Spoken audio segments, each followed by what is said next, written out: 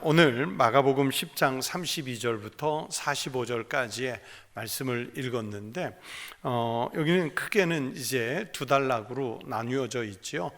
여러분이 보통 요즘 성경에 보면 이렇게 단락 혹은 제목이 나누어져 있는데 먼저는 첫 번째는 32절부터 34절까지가 한 단락으로 묶여 있고 35절부터 우리가 읽은 끝절 45절까지가 두 번째 단락으로 이렇게 묶여 있습니다. 각각 이 단락을 구분해서 살펴보면 먼저 첫 번째는 32절부터 45절까지의 말씀인데 이 짧은 말씀 속에는 어떤 내용이 들어 있습니까?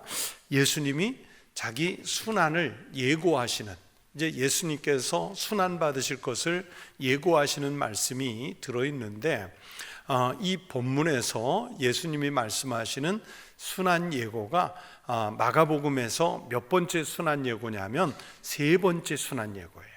그러니까 세 번째로 같은 내용을 말씀하시는 거예요.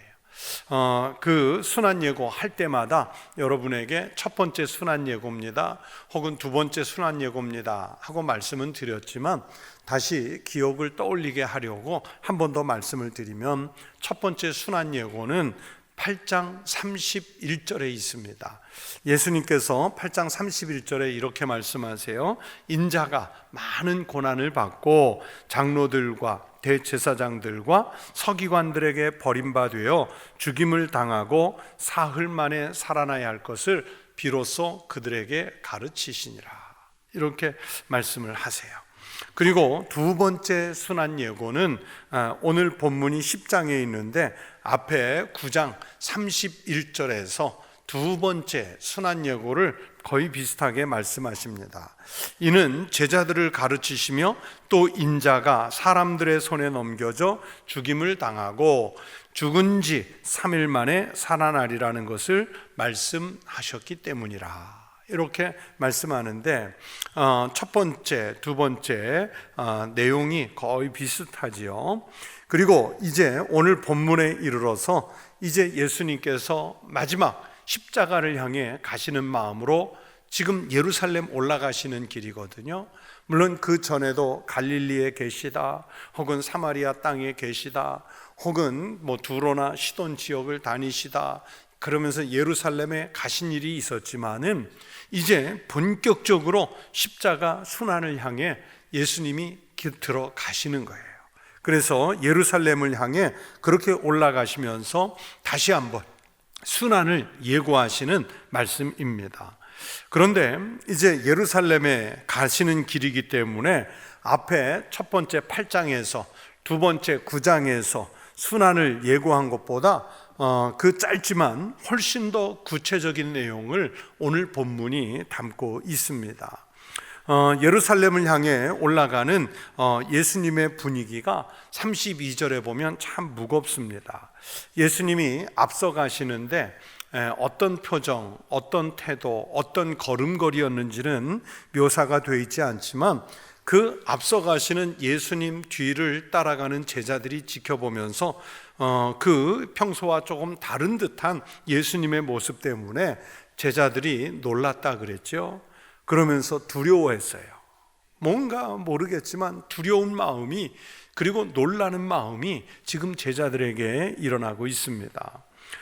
그런 놀라고 두려워하는 제자들에게 예수님께서 당할 일을 말씀하시죠.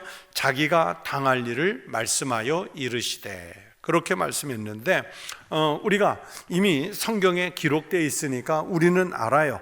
지금 예수님께서 자기가 당할 일, 무슨 일을 말씀하시려고 하시는지 이제는 알지만 아마 제자들은 예수님께서 당할 일을 말씀하겠다 이러니까 아마 침이 꼴딱 넘어가면서 도대체 무슨 말씀하시려고 하는가?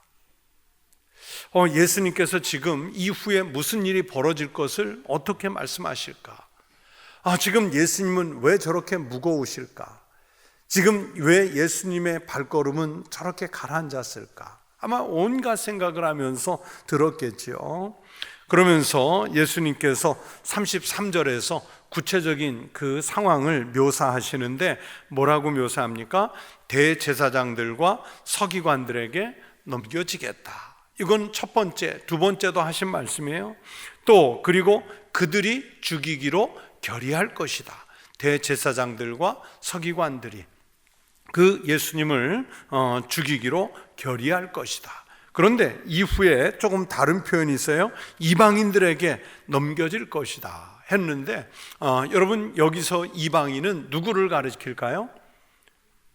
이방인은 누구를 가리키고 있는 걸까요? 그렇죠, 로마. 지금 이 팔레스타인 지역은 지금 로마 제국의 식민지로 있지 않습니까?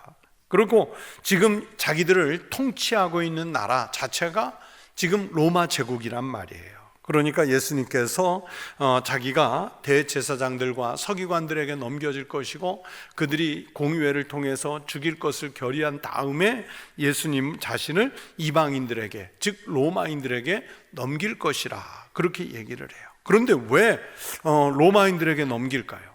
자기네들이 의회에서 결정을 했으면 예수님을 직접 사용해도 될 텐데, 자기네도 법이 있고 관행이 있는데, 그리고 율법이 있는데 왜 이방인들에게 넘긴다는 표현을 예수님께서 하셔야만 했을까요?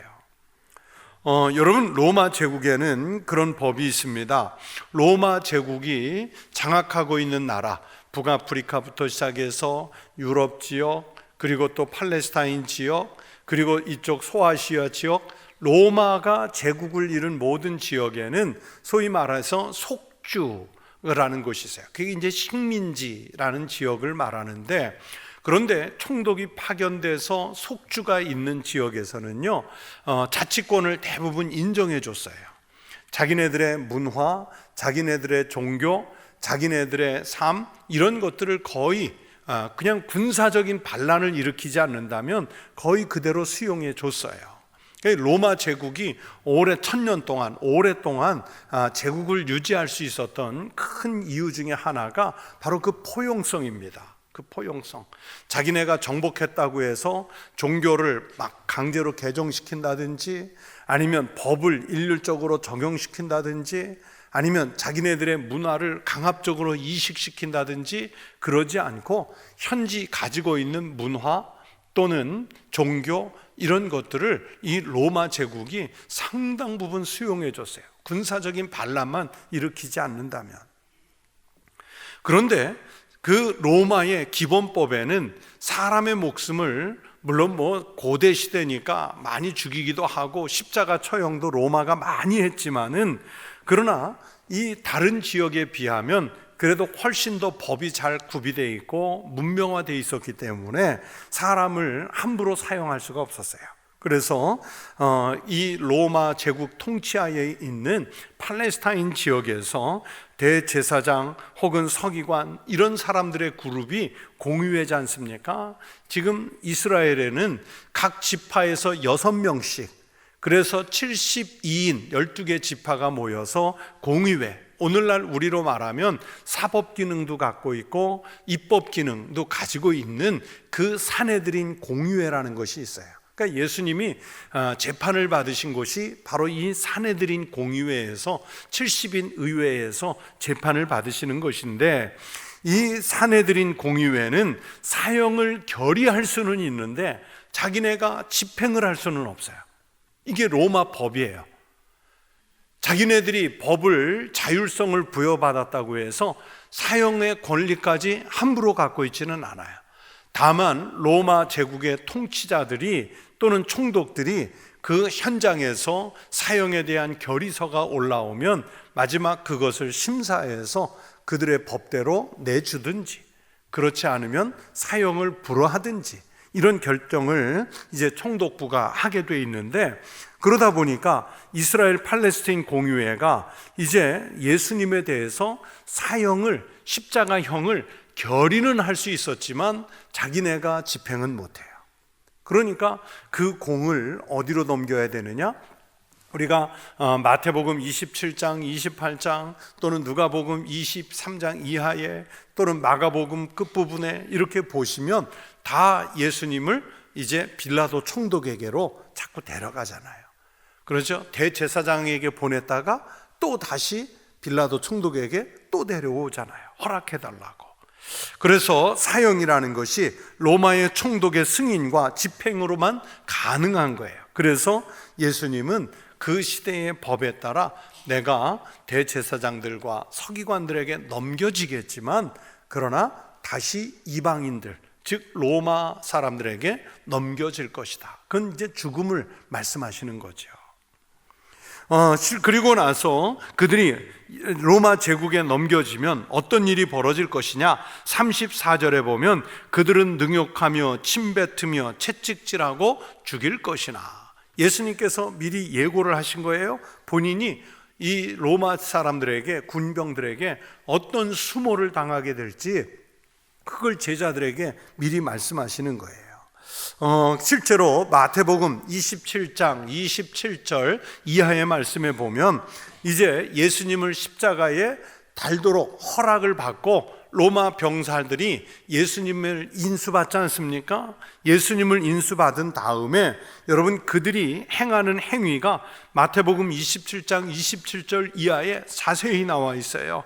예수님의 옷을 먼저 벗기고 예수님이 자칭 유대인의 왕이라고 했다고 왕에게 입히는 홍포 옷을 입히고 그러면서 왕에게 관을 씌워야 한다고 가시관을 만들어서 씌우고 그러면서 왕이시여 하면서 무릎 꿇고 예수님을 희롱하고 그리고 그 예수님을 향해서 침뱉고 그리고 입혔던 홍포를 다시 벗고 그러면서 예수님 원래 입었던 옷을 다시 입히고 그러면서 십자가를 끌고 가게 해서 그 골고다에서 예수님을 처형하는 과정까지가 마태복음 27장 27절 이하에 상세하게 나와 있어요.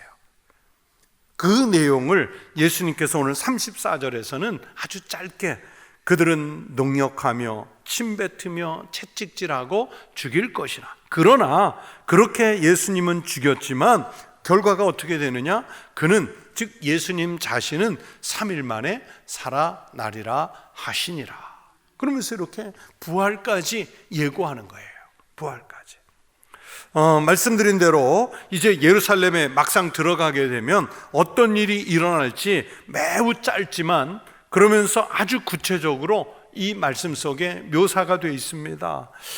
이 길, 그러면서 예수님께서 받으실 수모 이런 것들은 메시아 즉 그리스도가 담당할 것이기 해야 할 것이기 때문에 예수님 알고 계셨어요. 예수님 자신은 하나님이시기 때문에 알고 있지만 영적으로 깨어있는 사람들은요 이미 그리스도가 오시면 메시아가 오시면 어떤 수모를 겪을지 이사야서에 미가서에 또는 스가랴서에 시편에 여러분 구약 성경에 얼마나 많이 예언이 되어 있습니까? 그러니까 메시아 그리스도는 오시면 이런 수모를 겪어야 하는 것을 예수님은 너무 잘 알고 계셨던 거예요.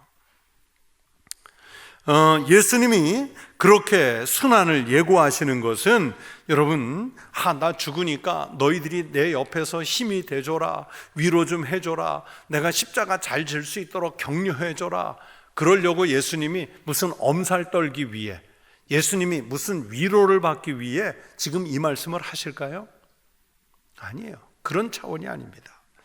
예수님이 지금 제자들에게 순환을 예고하시는 것은 지금 예수님 자신이 희생을 하시는 이 그리스도의 사역을 제자들이 이해하기를 바라신 거예요.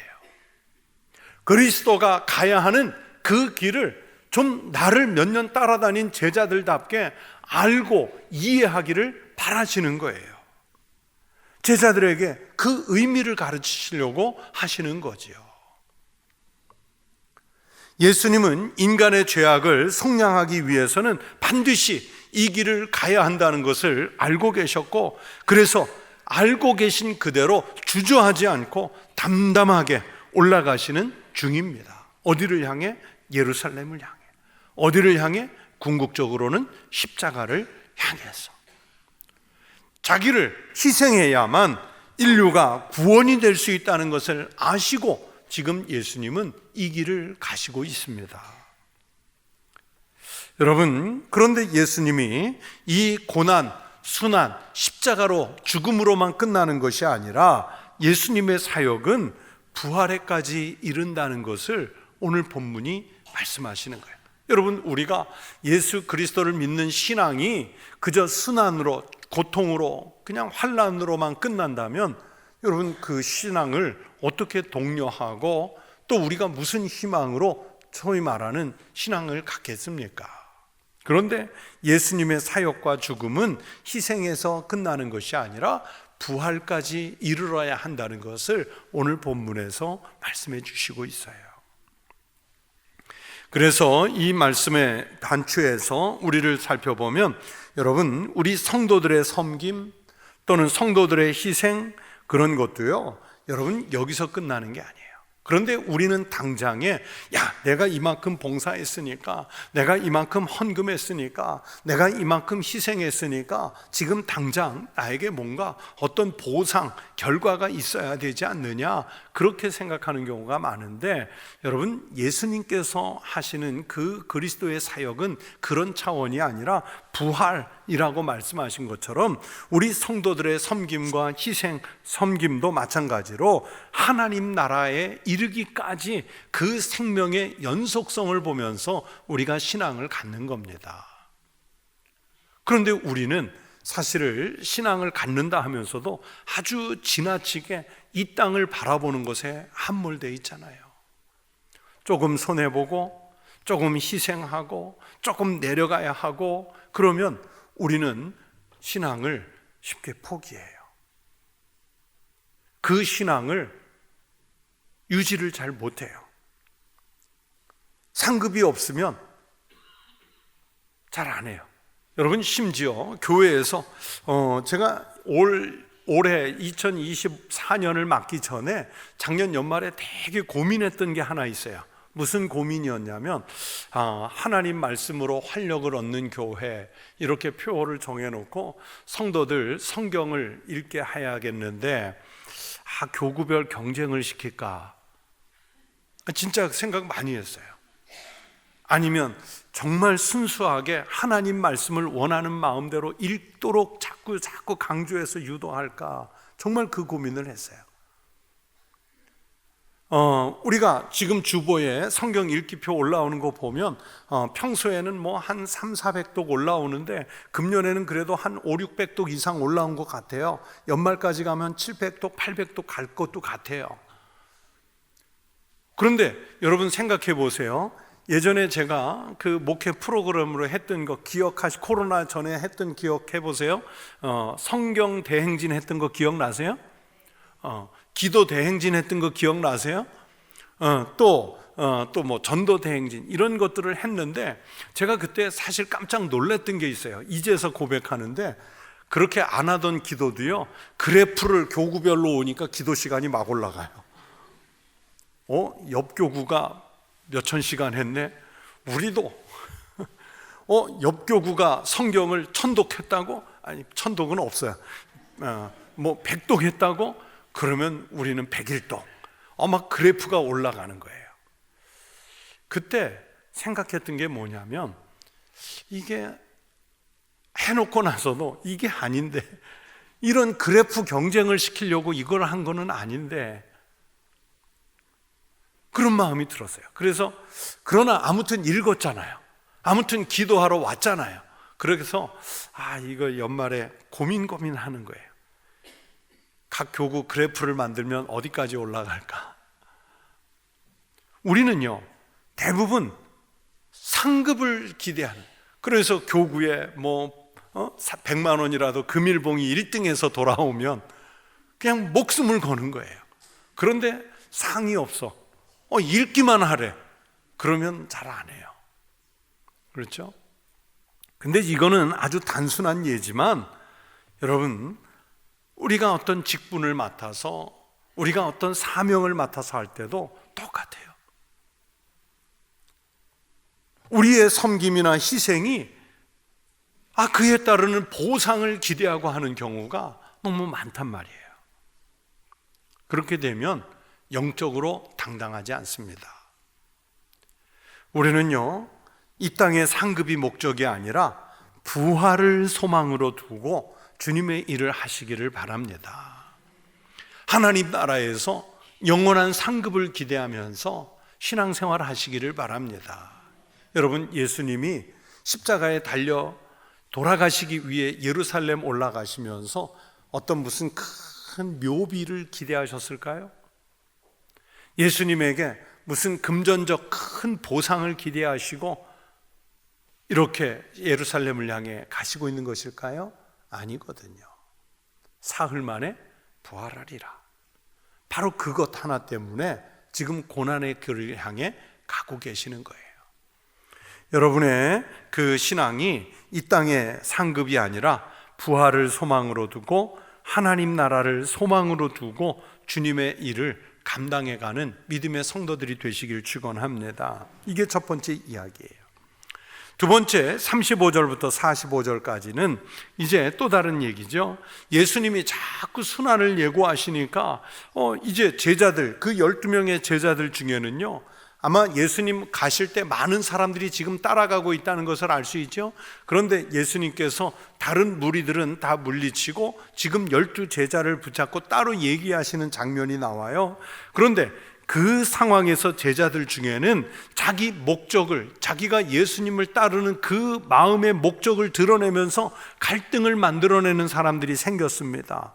그런데 오늘 그 갈등을 만들어내는 사람들의 주인공이 누굽니까? 세베대의 아들 야고보와 요한, 이 두 형제가 오늘 본문에서 그 역할을 하는 거예요. 갈등의 역할을 해요.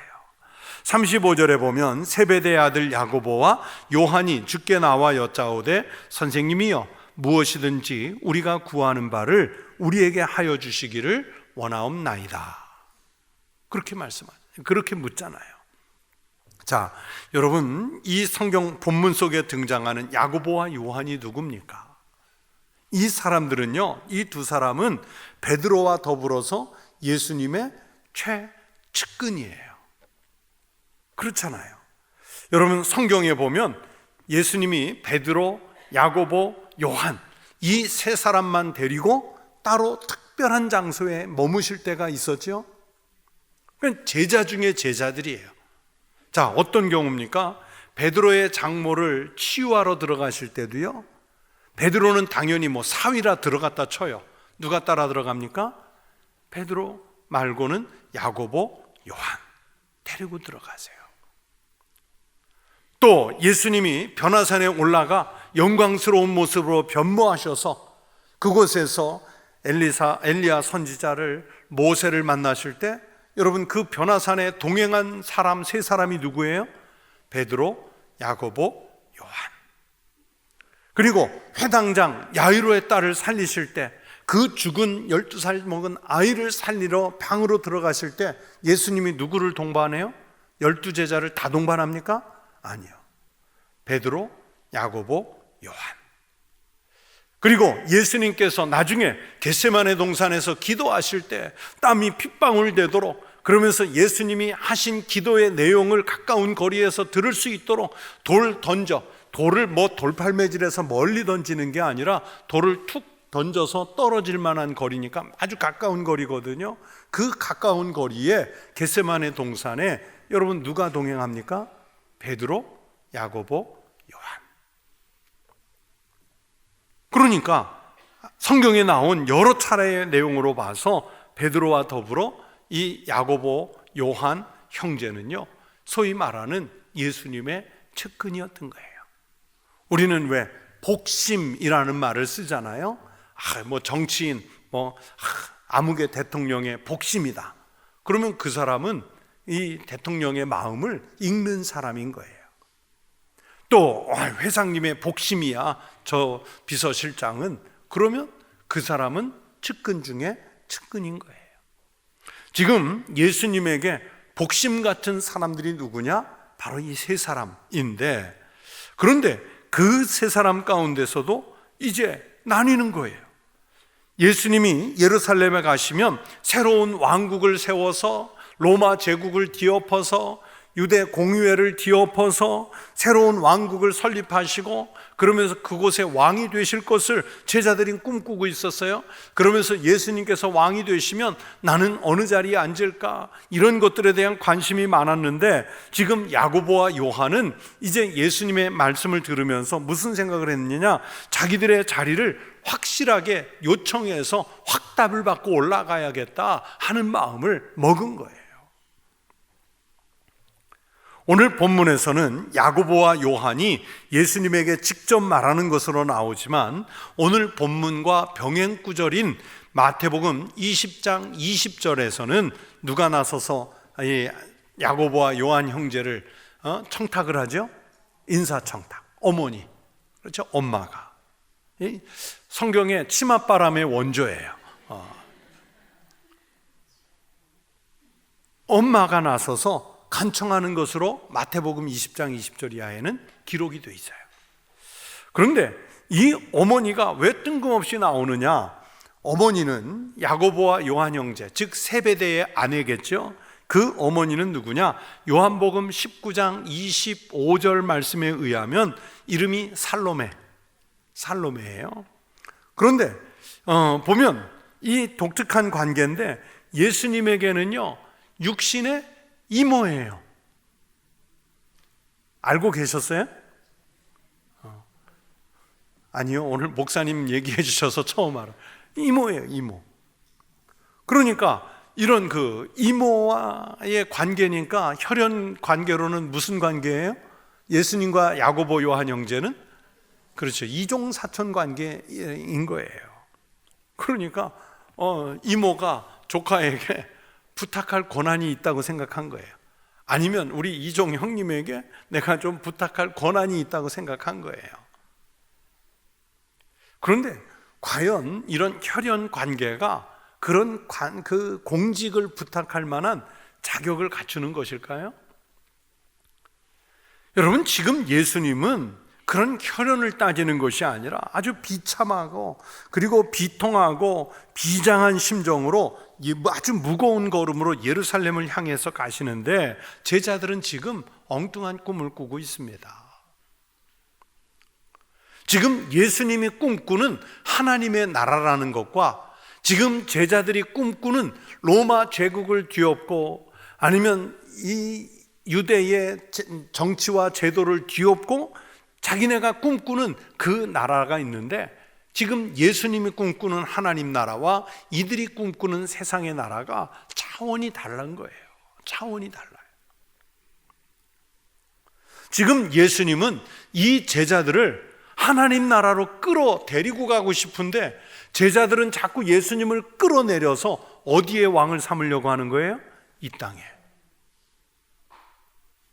그러면 여러분, 이곳에 하나님 나라가 잘 안 세워지죠. 여러분, 역사가 발전하고 또는 그 사회가, 시대가 발전하려면 다음 따라오는 사람들이 앞 사람을 넘어서야 되거든요. 예를 들면 이런 거예요. 자, 선생님이 학교에서 공부를 가르치는데, 자, 학생이 공부를 잘해요. 그래서 선생님을 넘어서요. 그러면 선생님이 그 아이 교만하다고 주저앉히면 될까요? 안 될까요? 안 되죠. 오히려 선생님을 넘어설 수 있도록 자꾸 격려해 줘야죠.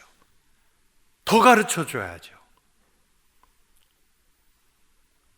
그 선생님을 넘어서는 아이들이 자꾸 나오고 또 나오고, 그 다음 세대에서 또 자기를 넘어서는 사람이 나오고 또 나오고 또 나와야, 그래야 역사가 발전하는 것이고 문명이 발전하는 것이고 사상이 발전하는 것이고 시대가 발전하는 것이잖아요.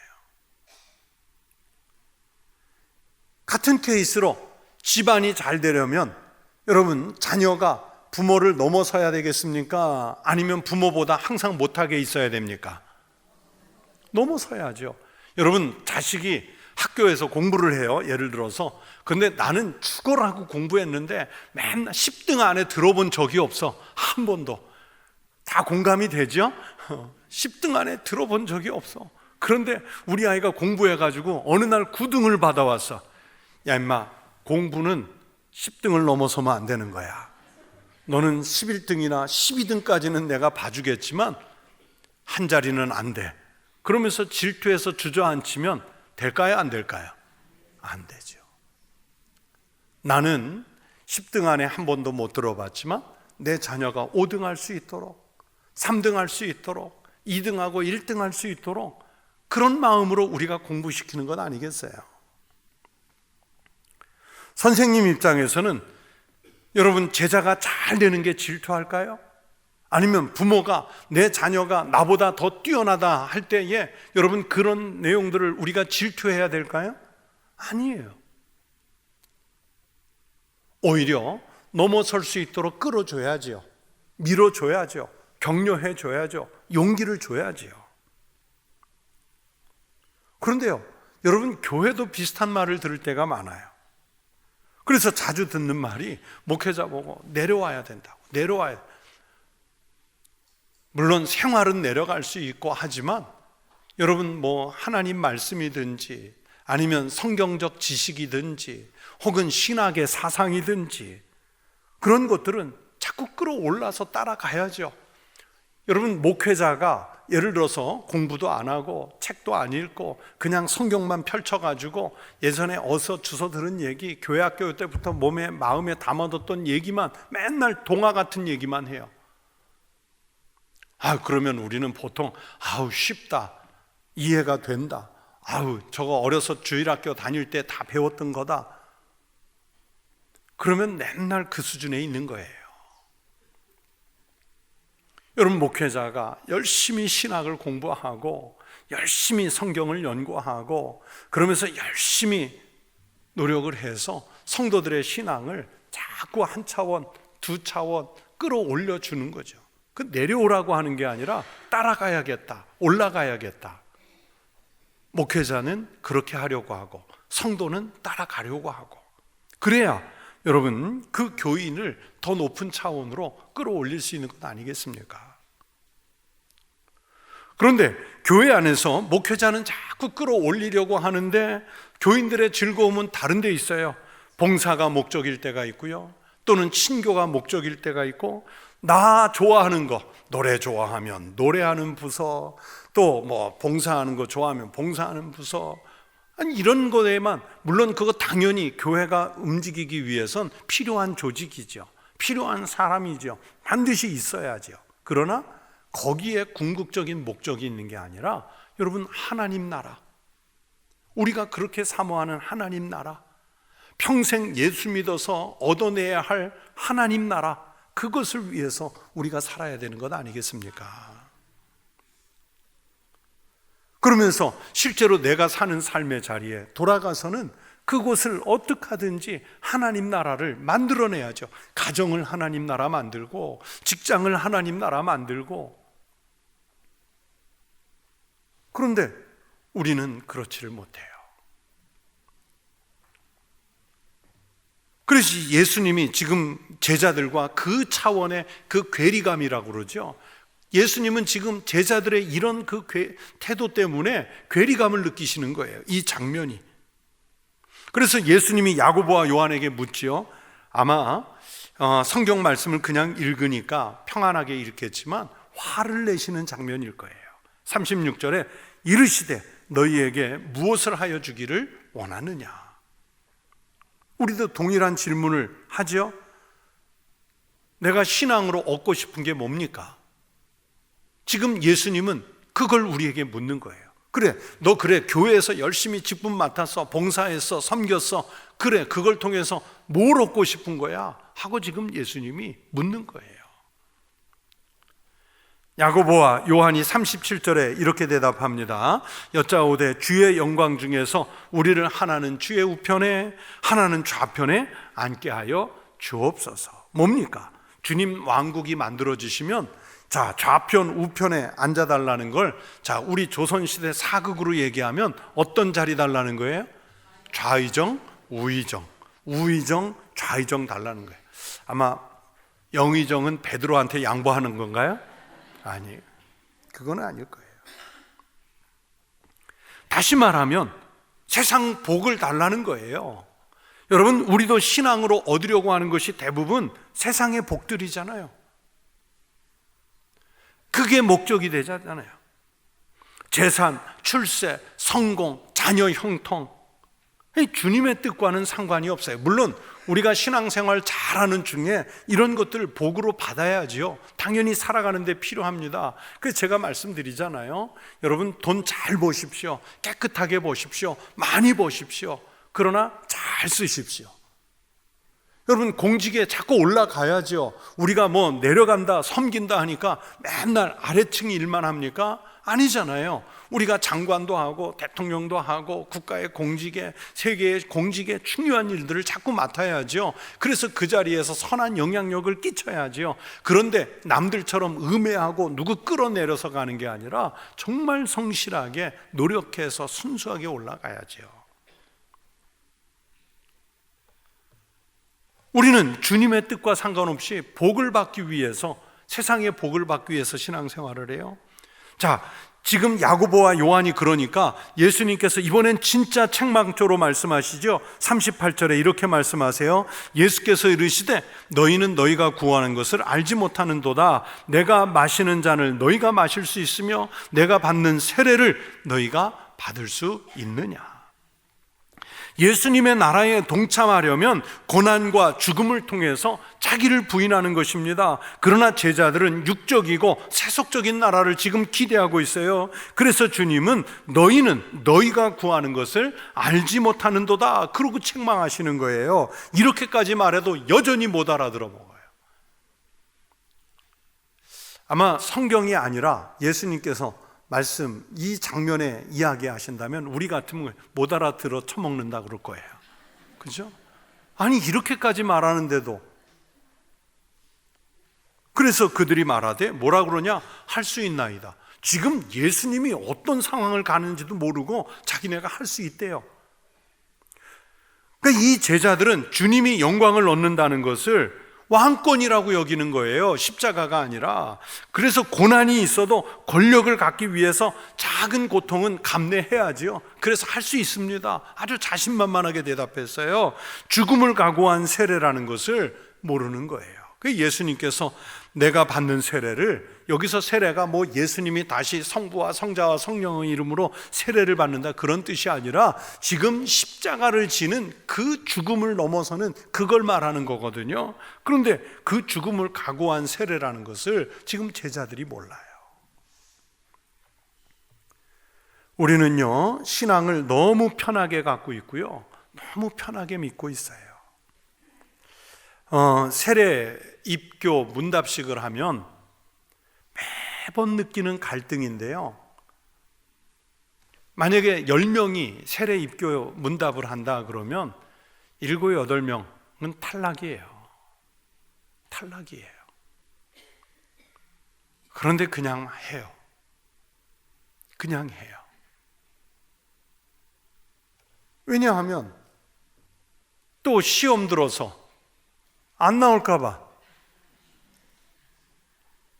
거기에다가 뭐 십자가를 질 각오 돼 있습니까? 이런 질문을 할 수 있을까요? 못해요.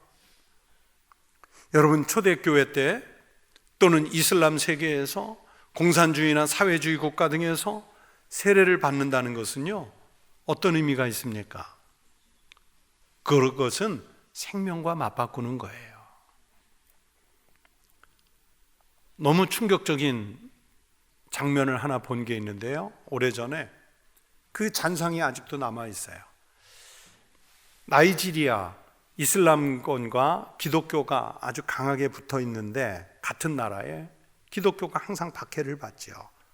기독교 인구가 많은데도 그래요. 그런데 어느 양철로 지은 예배당에서 기독교인들이 몰래 집회를 하다가 5-6명이 끌려 나와가지고 그 바짝 마른 풀도 아닌 젖은 풀에 전부 그 5명, 6명이 화형을 당하는, 그걸 누가 외국인이 몰래 이렇게 손목에 달려있는 걸로 찍었어요. 그 번역된 자막에 보면 예수 부인하라고. 여러분, 이게 초대교회 얘기가 아니라 21세기에 있는 일이라니까요. 그러면 끌어내서 불 꺼주겠다고. 그냥 우리 논도랑 같은 그 안으로 밀어넣고요, 그러면서 사람을 화형시켜요. 그러니 너무 뜨거우니까 올라오잖아요. 올라오면 발로 차서 또 이슬람 교인들이 밀어내요. 다시. 그 장면을 보면서 같은 기독교인으로 눈물이 안 날 수가 없죠. 엉엉 울고 싶죠. 우리는 예수를 너무 편히 믿어요. 너무 편히 믿어요. 자, 보세요. 그 다음에도 예수님과 야고보 형제 요한의 대화를 듣고 있던 10제자가 이제 화가 났어요. 왜 화가 났을까요? 41절에 보면 10제자가 듣고 야고보와 요한에 대하여 화를 내거늘. 자, 여러분, 야고보와 요한이 지금 벌려놓은 일을 놓고 제자들이 왜 화가 났을까요? 저거 예수님 3년 따라다니면서 아직도 주님 뜻을 모르냐 하고서 화가 났을까요? 아니면 야, 우리 12명은 팀인데 어떻게 너희 둘만 먼저 튀어나갔냐, 같이 가야지, 그러면서 화가 났을까요? 아니에요. 자기들도 청탁하고 싶었는데 청탁 순서를 뺏겼어요. 그래서 화가 난 거예요. 먼저 못해서. 나도 지금 목구멍 여기까지 예수님한테 고말을 하고 싶어서 계속 이제 아까 눈치 보고 있는데 선수를 빼앗겼어요. 그 화가 났어요. 보세요. 이미 9장 34절에서 제자들 중에 누가 으뜸이냐 하는 문제로 논쟁했지요. 그들이 잠잠하니 이는 길에서 서로 누가 크냐 하고 쟁론하였습니다. 42절에서 예수님은 자리다툼하는 제자들을 다 불러다가 함께 교육하셨죠. 이방인들은 집권자들의 권력을 나누어 주는 구조를 갖는데 그러면서 그것으로 권세를 부리는데 43절에 너희들 중에는 그렇지 않을지니, 이 직역하면 무슨 뜻이냐면 너희들에게는 이러한 것이 없다. 즉 그런 일이 없는 거예요. 너희들은 이런 방법으로 권력 얻으려고 하지 마라, 그런 뜻이에요. 너희 중에는 그렇지 않을지니. 즉 이방인들처럼 사람을 통치하려는 욕심을 갖지 말라는 거예요. 그러면 우리 그리스도인들은 권세를 어떻게 얻을 수 있느냐? 그리스도인의 진정한 권세는 섬김을 통해서 온다는 걸 말씀하는 거예요. 세상의 법칙과 달라요. 세상의 법칙은 싸워서 이기고 쟁취하는 것인데 하나님 나라는 달라요. 어떻게? 43절에 너희 중에 누구든지 크고자 하는 자는 너희를 섬기는 자가 되고, 44절 너희 중에 으뜸이 되고자 하는 자는 모든 사람의 종이 되어야 하리라. 교회 공동체에서 높은 사람이 되려면요, 도리어 거꾸로 종의 자리로 돌아가야 한다는 말씀입니다. 교회에서 높은 사람의 결정적인 특징은 남을 섬기는 사람이에요. 다 똑같이 허드렛 일을 하라는 뜻이 아니라 각각 자기가 맡은 직분이 있잖아요. 그 자리에서 섬기는 마음으로 하라는 거예요. 오늘 본문 43절에 섬기는 자, 헬라어로 디아코노스라는 말을 썼는데 일꾼, 협력자, 봉사자, 시중 드는 자라는 뜻이에요. 이 말에서 집사라는 말이 나왔어요. 그리고 44절에 모든 사람의 종에서 종은 헬라어로 둘로스인데 섬기는 자와 별 차이는 없는데 정확한 뜻은 주인과 반대된다는 단어예요. 그래서 자기의 권리를 전혀 주장할 수 없고 오직 복종만 해야 되는 신분인 거예요. 자, 예수님은 지금 제자들에게 세상의 현실과 아주 철저히 역행하는 우리 그리스도인들의 행동 윤리를 선언하고 있습니다. 모든 사람이 지배자가 되고 싶어 할 때 너희들은 먼저 복종하고 섬기는 자 혹은 봉사하는 자가 되라는 거예요. 세상은 자꾸 높아져야 한다고 하는데 기독교는 낮아지고 섬기고 하라는 말씀이에요. 그래서 이 말씀은 우리 기독교 공동체의 생활 윤리를 말씀하시는 겁니다. 예수님이 그렇게 하려고 모델을 보여주시기 위해서 오셨다는 거예요. 마가복음 10장 45절 본문 말씀을 여러분 자막에 떠 있는데 함께 읽겠습니다. 인자가 온 것은 섬김을 받으려 함이 아니라 도리어 섬기려 하고 자기 목숨을 많은 사람의 대속물로 주려 함이니라. 여러분, 이 대속물의 헬라어는 리트론이라는 것인데, 이 무슨 뜻이냐면 노예를 해방시켜 주기 위해 지불해야 할 대가라는 뜻이에요. 옛날 조선시대 때 양반 집에 여러분 개인 교사가 학생 훈장님이 가르치면 이 학동이 말을 잘 못 알아 공부를 못할 때가 있어요. 그러면 훈장이 아이를 때려야 되는데 양반 자제를 함부로 때릴 수 없기 때문에 종놈의 아이, 지금 이 아이와 주인의 아이와 같은 또래 아이가 대신 매맞는 애가 있어요.